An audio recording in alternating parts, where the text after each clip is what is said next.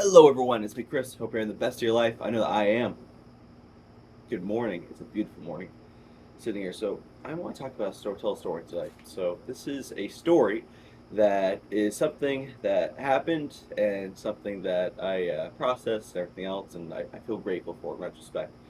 But it's a story of my dad going through divorce, me testifying his divorce trial, and me going down to help him out during that season of his life and that season of my life. I think it was a time where I was in Virginia, still living. I owned my karate school there. I was working full time, working long hours, running the business, everything else. And on the weekends, I would fly down to Texas, go be close to my dad and help him out and help his divorce trial and help kind of get his life in order. And which again, in retrospect, I realized was probably a little bit above my pay grade, but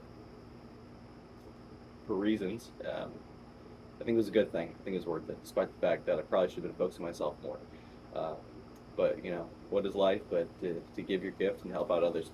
But so with the story, so our context. So my mother I grew up with. My mother is rather abusive, and so I say abusive, but the older I get, the more I realize she's just really unstable and cluster and so like histrionic or not really narcissistic, something like there's just some gears were loose, and so she had a big issue with men, and everyone who knew her knew that she just really hated men.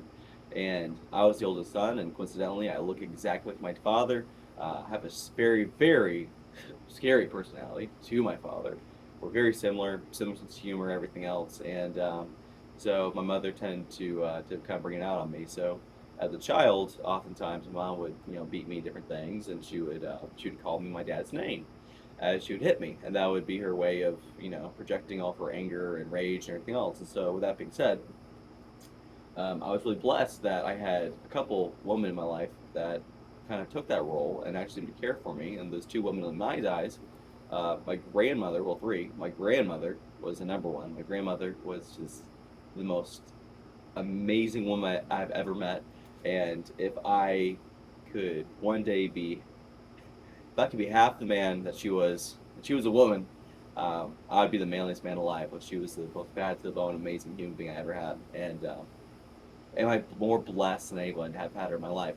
And stories about her for another day. And the other one was my stepmom. And so I'd often say I am far closer with my stepmom than I am with my real mom, and it was quite true. I was quite closer with my stepmom than my real mom. And my stepmom, I'd actually talk to her all the time.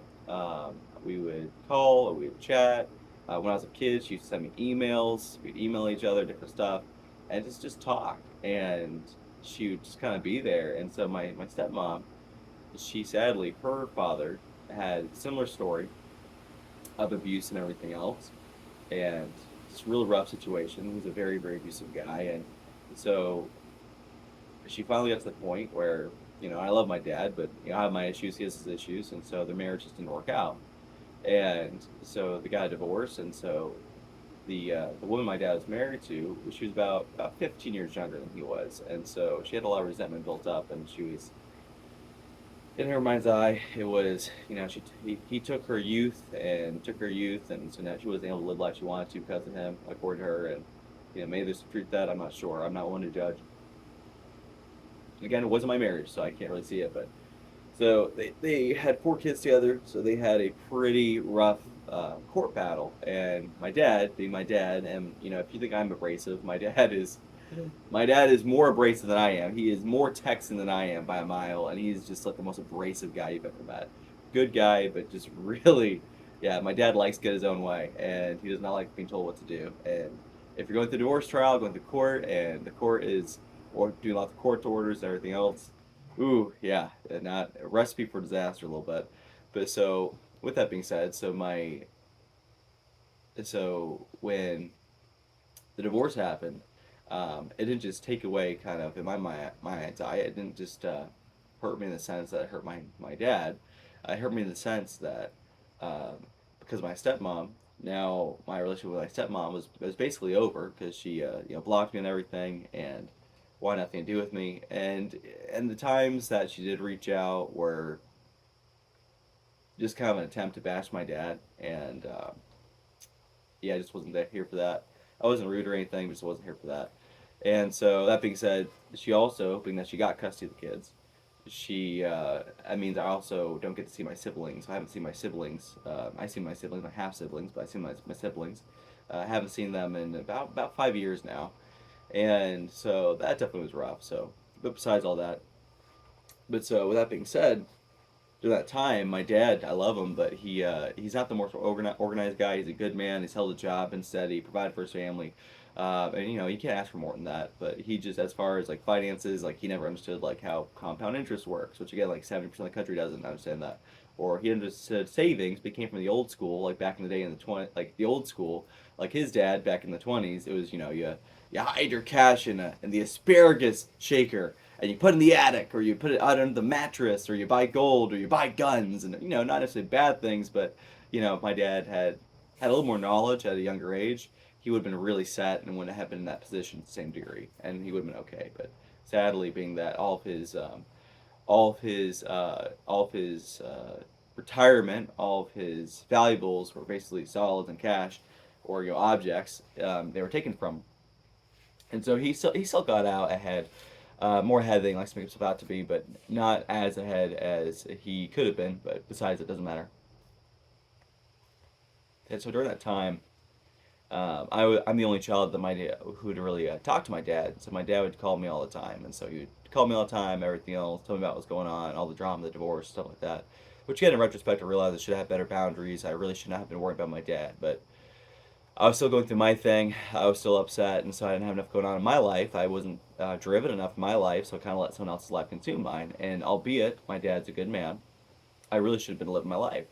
And you can't hold resentment, you can't be angry, and also you got to realize it got me to where I am today. But during that time, being that I owned a business, I had my business credit card, which had airline miles or like cash rewards, and so I just put all my expenses on that. And so if you have like 7 grand expenses or 8 grand expenses every month, and you're paying it off. That means you get all these rewards constantly. It's awesome. And so I would use those miles, and I would use them. I'd fly back to Texas. I'd fly back to Dallas and go see my dad. I'd go be there with him, and I'd fly there, stay for a couple days, sometimes just like for 2 days. And for me, like, yeah, like I would just catch a flight, go see my dad. I would just go in the backyard and we play catch. We play catch for 2 hours, hang out, watch a movie or whatever, then I'd fly back the next day. Like, just to be there for my dad. Again, this isn't meant to make me sound like a great person. I'm not. I'm really not that great of a person. I feel like I've helped people. I try to help people, everything else. But again, we're all fallen. We're all sinners. I've done all the stupid stuff you've done too, so I'm not better than anybody.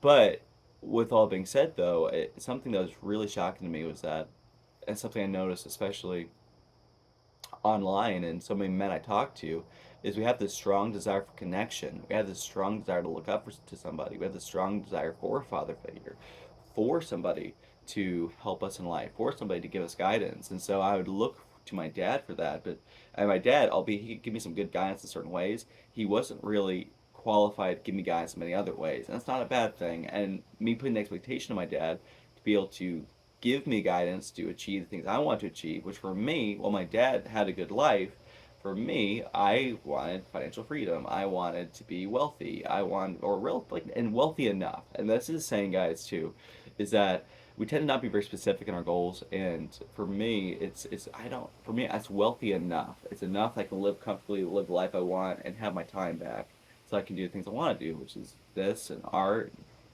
this puppy here, and just sit back and think and read my Bible, whatever it is. That's why we work hard, right? Or maybe, or even a little bit of throwing a little bit of these. You know what I mean? If you're throwing these. But besides that, that's another time I'll tell you those stories. But with that though, when you're flying or you're a road warrior, it's something my guys might understand, and you travel a lot, because I also traveled so much for karate. I'd go to trainings and people pay me to teach and speak and different stuff, and I still do that to this day. But you have a lot of time alone, a lot of time to think, a lot of time to read. And during that year, I also did a thing. I watched zero TV, uh, watched very, very little YouTube. Um, and in my free time, I just read. I read, I read, I worked on my skill sets, I read, I spent time with friends. this lighter is being not working like it should today. Spent time with my friends and just kind of tried to just, just focus on appreciating life. And I would spend a lot of time going on long walks. And I remember kind of the reason that my support system at the time was I had a family that basically took me in when I was a kid. So the reason I survived my rough childhood was because of the people who found me, in essence.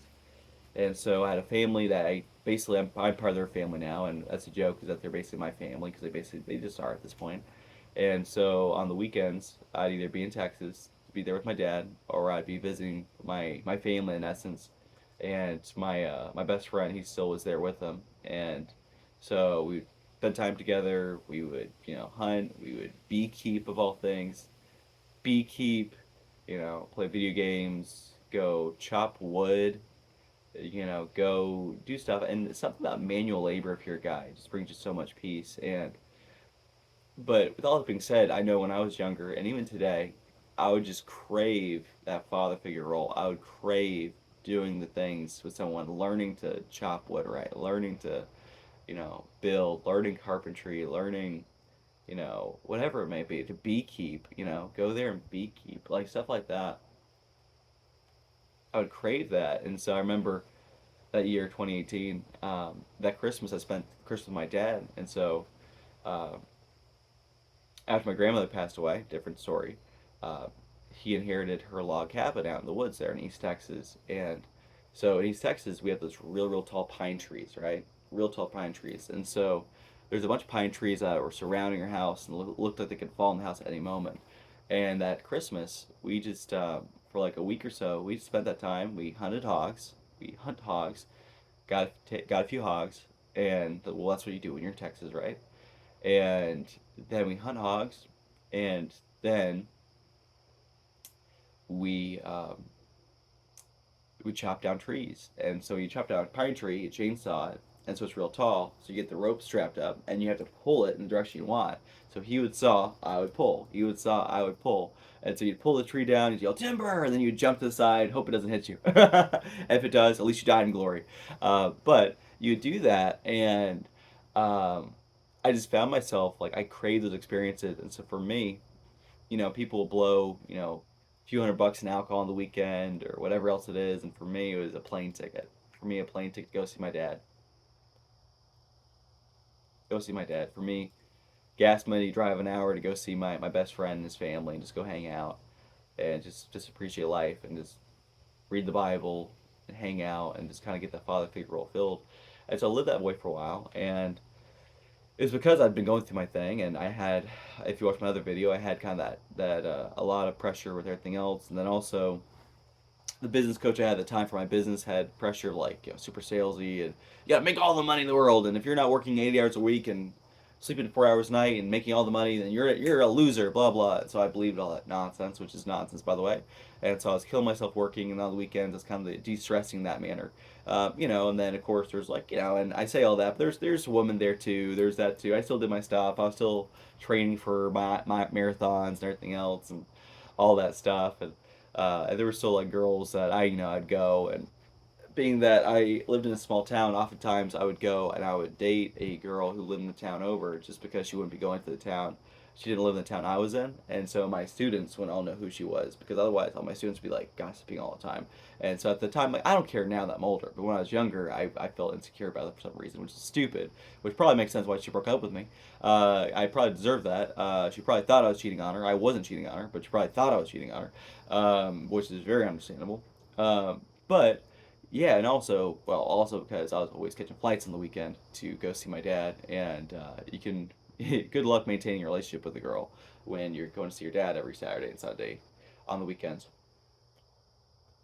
and your only time together is the work hours. That's something. Well, the hours after the work hours, but besides that, but I guess where I'm going with the story is, we do so much to see connection. We do so much to see people. We do so much to get along with people, but in reality, we like to see that, but your community's right there. You just have to go say hi to your neighbor. You have to just, smile at the person who checks out your groceries, and just start a conversation with someone. and I was talking to my sister about it because so like we're talking about meeting women, and I was telling her like if I meet women generally it's well generally I'm introduced, but um, if there's a pretty girl and she looks at me and she's kind of doing the thing where she's kind of the eyes glancing, it seems pretty obvious she wants me to talk to her. I'll just go say, hey, I'm Chris. How are you? What's your name?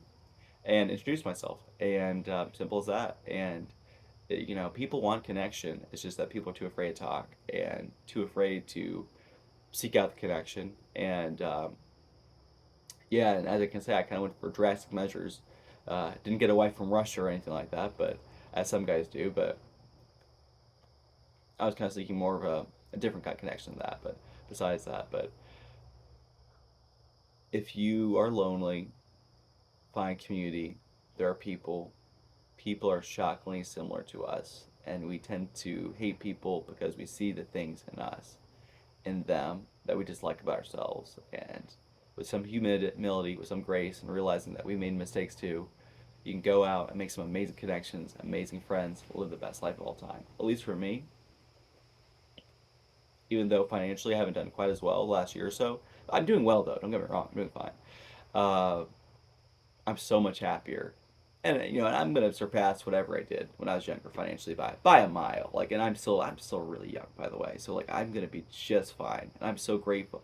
I'm more grateful to have the experiences and to have lived the life I lived than for money, because money comes back, time doesn't. It's always have your priorities straight, because if money comes back, time doesn't come back. And I'll still get my toys and everything else. I can still afford these, so life ain't I ain't doing too shabby. But besides that, but anyway, uh, it's me. I'm feeling a little bit sentimental this morning. If you can't tell. Anyway, guys, you're the best. You're the best. I love you all. Let me know your thoughts. Have you experienced something similar? Did you ever do something similar? What drastic measures have you taken to just seek connection? But anyway, and by the story, you guys see that desperation at times I went through. But anyway, guys, I love you all. Thank you for watching. You're beautiful and amazing. I am Chris. Have the best day of your life. I'll see you later. All right. Goodbye.